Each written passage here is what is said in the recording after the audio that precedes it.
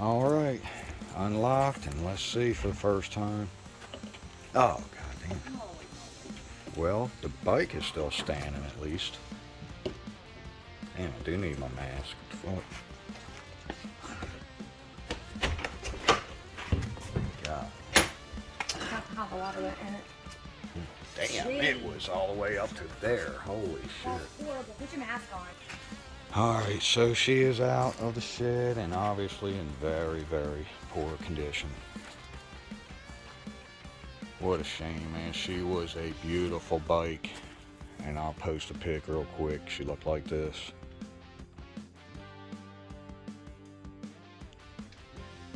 All that chrome, man. This son of a gun had so many extras on it that a standard Fatboy or regular any Harley just doesn't come with. And she was absolutely loaded, man. Almost everything you could put on it, almost. Extra chrome.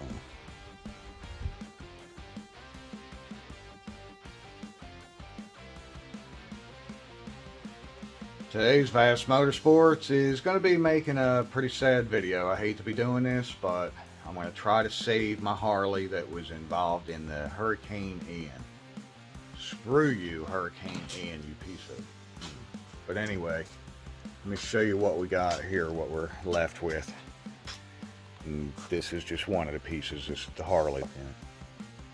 This one was stuck in the Hurricane Ian. I'll show you a quickie before shot like this.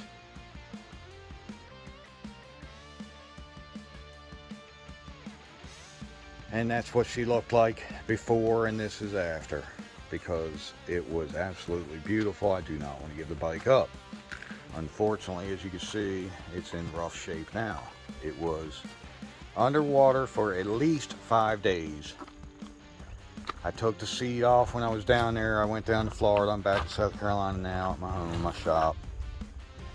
And I took the cover, I took the seat off to get to the battery, and I see the positive terminal. It was actually kind of blackish looking on the terminal, so I don't know if it was actually trying to burn. This does not look black at all, like it got hot or anything, so I'm hoping it was more of an electrolysis type action that was collecting all this stuff here, you know, whatever it is, and made it look that way. I'm not 100% sure. I hope it didn't hurt anything in the electrical. The key or ignition was off, of course, you know, when it was underwater, but the battery was hooked up 5 days straight, submerged. So anyway, went ahead and pulled the plugs while I was down there. The front one, I could actually see the plug electrode was wet with water, so of course I already knew it was going to have water, but you know, just wishful thinking and hoping and stuff like that. So we're going to pull them plugs, and I did try to fill the cylinder as good as I could with WD-40 because it's the only thing I had on hand. I figure it's better than nothing. Try to displace some of the water. I sprayed the whole entire bike with WD, as a matter of fact, from top to bottom, everywhere I could, because I knew I was going to bring it home and wash it. So now I'm waiting. Hopefully in the next day or two I'll hear back from the appraiser. They're going to, of course, total it. I just need to get paid, and I'm going to try to buy it back, I hope at a reasonable price. But at the same time, I don't know if this is stupid or not. I'm about to get started on it. I cannot help myself. I can't let it sit here like this any longer and cause more and more damage to it. So I want to clean it today and get it looking good. And God forbid, if I don't come to a good deal with them and they come pick it up, they're going to be picking up a beautiful bike. I hope I'm going to have it clean. So let's get to it. Got Dad working on the front end loader over there, putting new hoses on. So eventually I'll get the front end loader going, but went ahead and stuck it on the little lift so I can spin the wheels and get it up a little higher to work on. Took the bags off, took the backrest thing off, took the windshield off. Make it a little easier to access everything and concentrate on the main part of it. So anyway, took a little bleach in the bug sprayer with a lot of water and just a little bit of bleach, kind of sprayed everything. Didn't get it directly on the paint there, but did all the chrome and handles and everything. Try to get rid of any bad bacteria and stuff like that, you know, especially things you touch a lot. So anyway, now I sprayed everything with purple power again, except the paint. but did all the chrome areas. And I'm about to fill up the bucket with some nice McGuire's gold car wash and see what we can do with the old dirty wash mitt. And this is a quickie. I haven't touched anything yet except the purple power. Let's see what this does. That squirted off a pretty good bit there. So I guess what I'm going to do is I got my bucket full and ready. I'm going to hit the paint real quick with just a little bit of purple power. I need to get that oil and stuff residue off of it. But I want to be ready right away to go ahead and start using the mitt on it with the soap and get that rinsed. I'll do the couple painted surfaces first. That way if the mitt gets real dirty like it's going to, I can drag that across the chrome instead of getting it dirty on the chrome and then putting it on the paint trying to scratch it. Alright, so it's going from looking like this to looking like this. So I'm pretty sure I can work with that.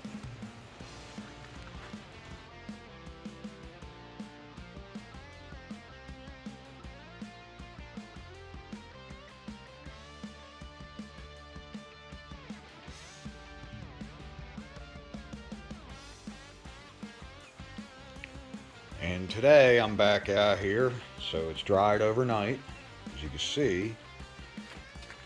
Thank you, Lord, I'm very impressed. She has come up nice and clean. Nice and clean. I haven't waxed it or anything, you know, or done any chrome polish or none of that. This was just cleaning it with the, and that's for the negative. I put the battery in because I took the battery out when I was down there in Florida as soon as the first day that I could actually go to the bike. And like I said, the positive side was pretty dirty, but I wanted to unhook it and take it and have it charged and stuff.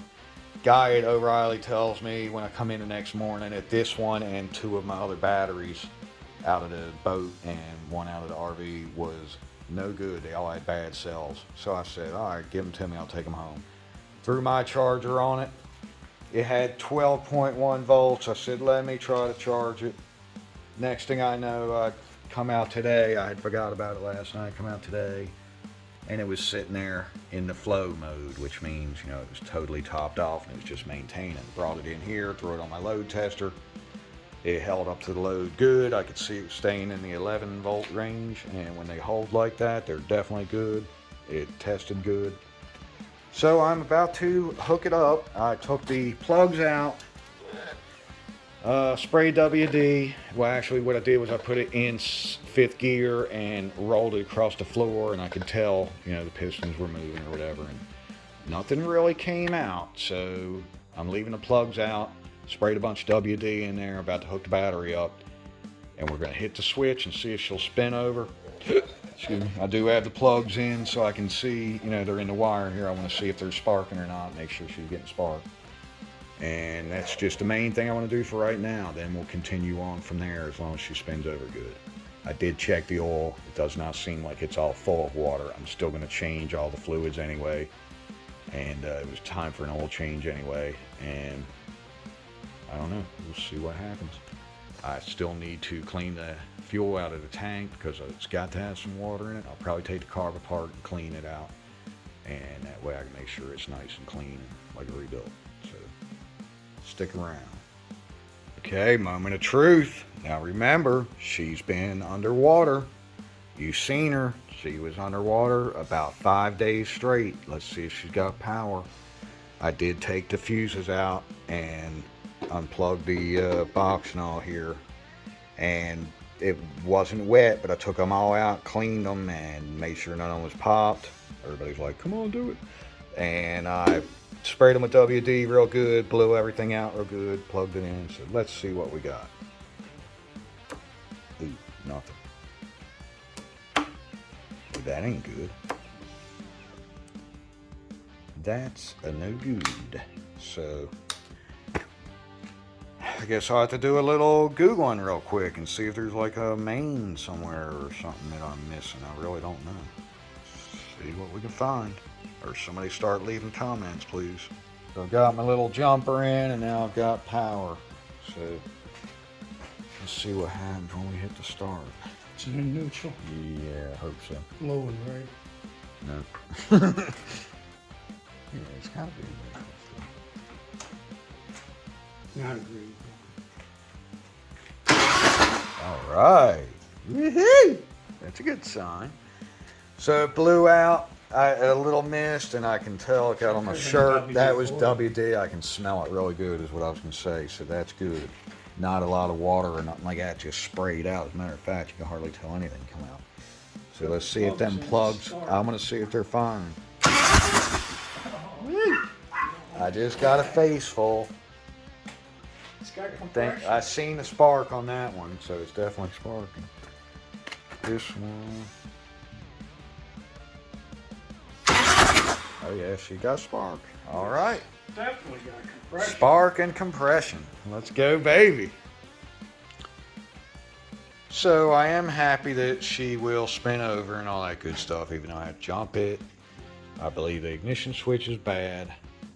And I looked in here at the oil. You can't see right now. It is definitely oil. I can't really tell that it's mixed with water yet or anything. I want to go ahead and take the carburetor off and clean it out, especially the bowl. It's going to be full, I already know. And don't get me wrong, because this is where they salvage them out, because you're going to have crap like this. This is the one that was plugged into the ignition switch, and that middle is the hot, all-time constant. And the battery was hooked up, so I knew it looked really corroded, and then when I just went to plug it back into the switch and see if it helped because I cleaned the terminals, as you can see, the wire just fell right out of it. So that's the kind of stuff you're going to run into. Look at that wire in there. That's no good, you know.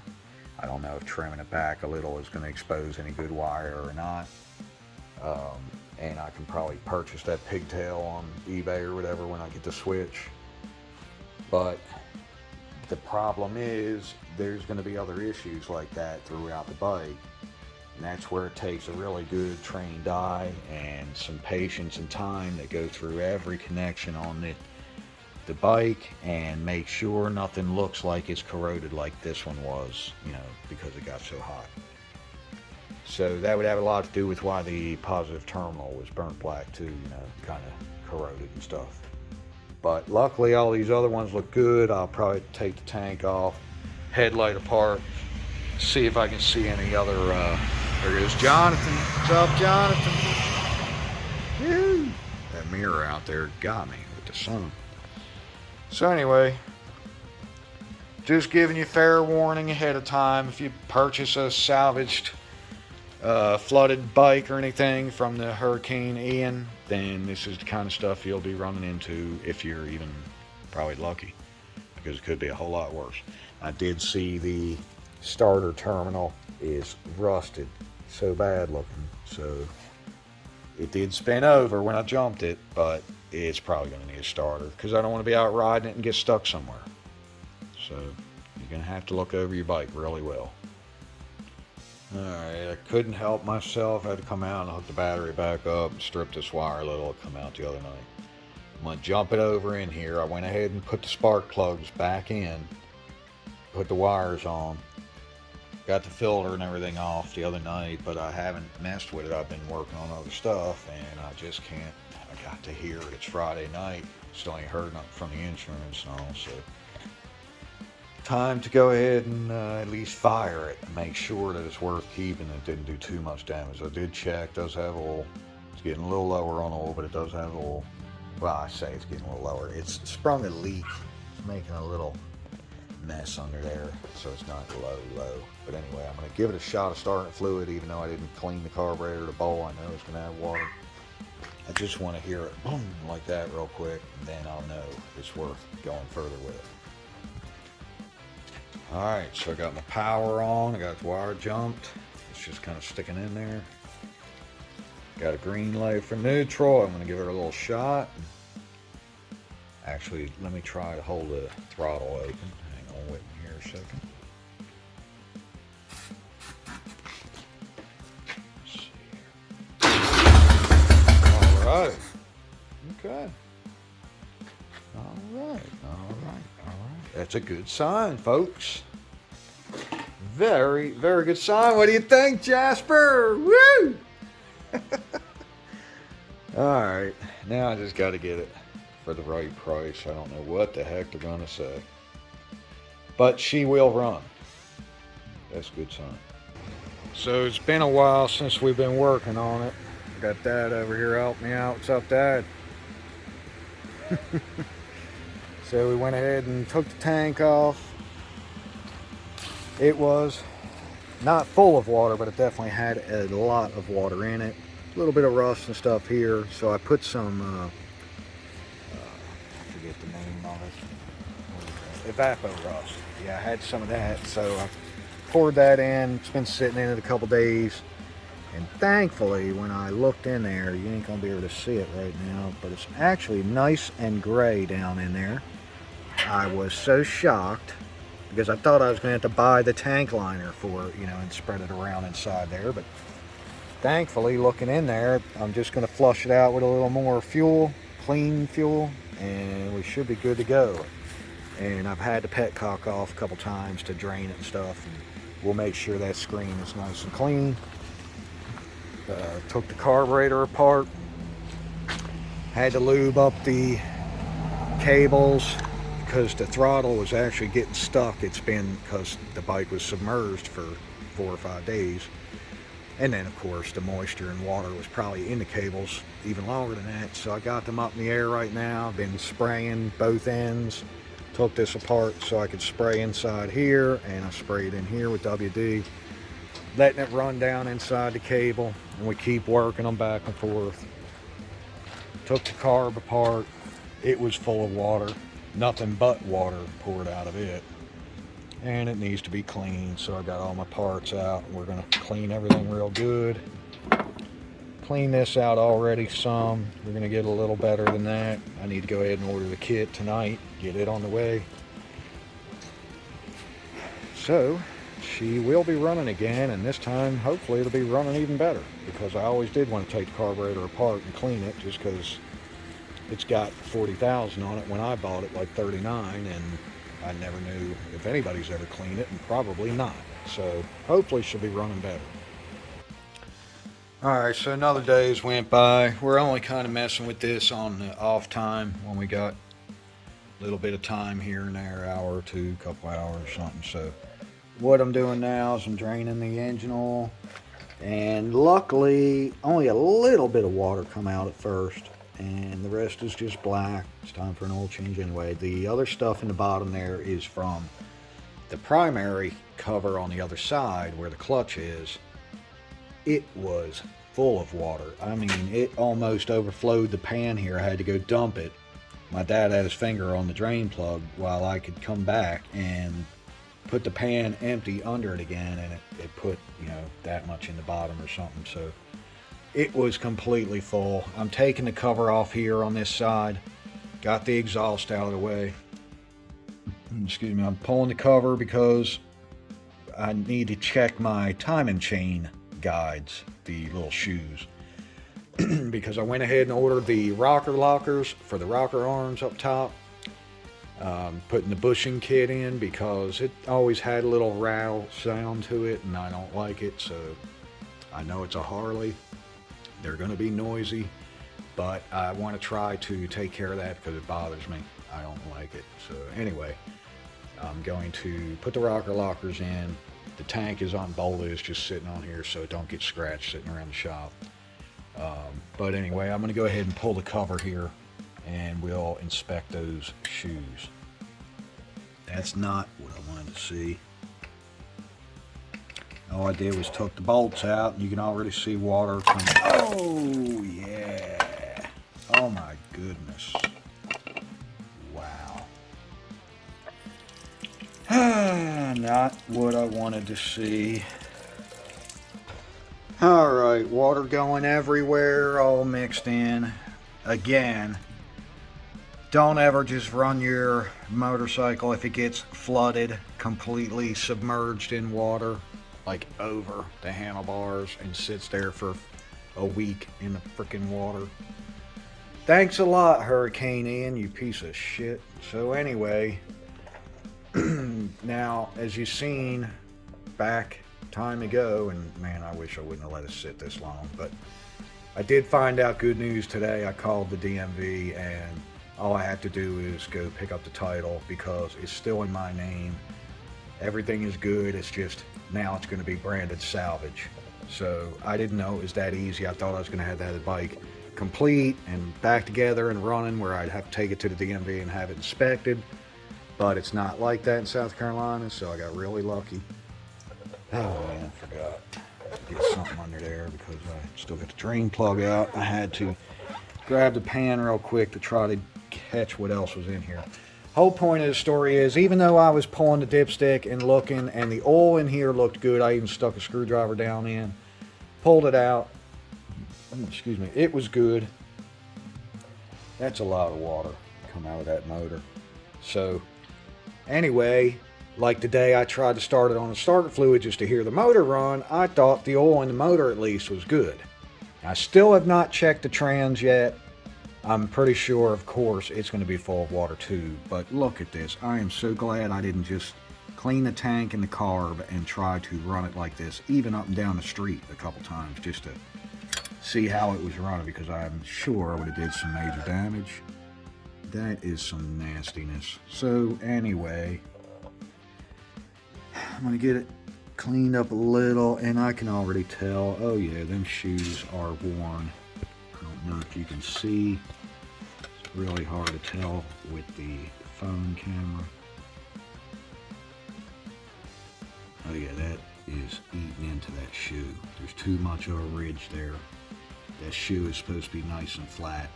So that's all I really wanted to do tonight. It's already after 6 and it's like dark out there, so I mainly just wanted to go ahead and pull this cover so I could see if I needed to go ahead and order these replacement shoes for the tensioners inside and outside. And I'm just going to clean everything else up. Chain feels nice and tight on there. I'll go ahead and get the tension off and double check the chain on the gears. The gears appear to be all right looking at the teeth.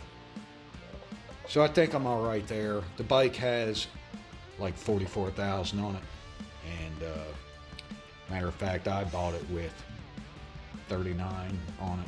So I've owned it about 2 years. I guess I haven't put that many miles on it. So anyway, it was time for the oil change and maintenance. I did it, of course, when I first got the bike because it's my new to me bike, and I do that to everything that I buy. So it had all the fluids and all, but I never pulled this cover to check them, and now I'm glad I did. Let's get those new shoes and all the gaskets ordered tonight, get them on the way. Yeah, she is still oozing. Just oozing. God, it's fucking nasty. Excuse me. So anyway, you know, I've been watching videos and all on how to take the plate off to get to the back tensioner, and I was not going to unbolt the oil pump from the plate like I've seen a couple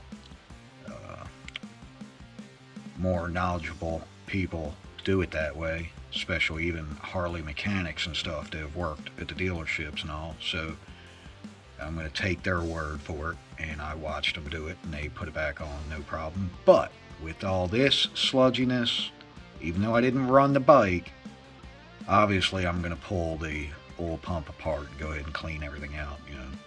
So then I'll have to make or order the 2 little studs that go in to align it when you're putting the 4 bolts back in. You put the studs in 2 of the holes. But anyway, I'm going to go ahead and make this into a video because I've got so much footage already saved up. I normally like to go ahead and get all the footage from start to finish and then make one video. I don't like doing part 1, part 2, all that crap, because most people don't tune in to see the second part. But I will get this bike back on the road, I promise that. So if you want to see that, make sure that you do hit that subscribe, hit the like, hit the notification bell, whatever. I don't put videos out all the time, but I will put another video out on this when I get it done. Hopefully it'll only be a couple weeks from now because I'm going to order the stuff tonight, and once it all shows up, I'll be back on my bike. I want this thing going. It's the very beginning of January 23, and I want to have this thing going because I'm taking it back down to Florida with me to the RV park, and it's good to ride down there right now. So anyway, stick around and catch the next video when I'm all completed with it, and you will see her run again. Ain't that right, Jasper? What do you think? Heck yeah, you know we'll have it going. I'm gonna go ahead and order the Sicko little shoes, the timing shoes. I hear a lot of good stuff about that brand, and they're pretty cheap. I found a set of them online, and they're only 15 bucks for both of them, inner and outer. And I did check on the other side, the primary guide, the chain guide. I didn't take the cover all the way off yet. I have to remove my foot peg or foot floorboard here to get the last bolt out of the cover. All the rest are out. But when we opened it up today, it was absolutely full of the nasty white milky stuff where it did get mixed somehow. So anyway, I'm going to, well, I could look in there. I took the screwdriver and lifted up the chain a little bit, and that guide, that shoe, if you can see it right there, the white one, it looks nice, which is amazing. I don't know why that one's in such good shape. But I guess them timing chains over there take a little more beating on those shoes. And everything is like, it's raining outside today, and there's a lot of mist in the air, and I had the doors open all day of the shop. And when I do that, oh my gosh, all this moisture comes in here. It's on everything. The bike doesn't look this bad. That's just all the crap and moisture and stuff on it. So again, like I said, stick around and you will see it all cleaned up in the next video and running by the end of it anyway. And she will be running right. And I just got these on here to keep stuff from hitting it, and this over the front because Jasper comes in with his lead. I keep him hooked up out there and he keeps coming in. I don't want to scratch the fenders and all. But again, stick around. Check out the next video when she's done and we're riding. I hope it ain't too long from now. So thank you for tuning in to Vassmotorsports, and we will see you soon.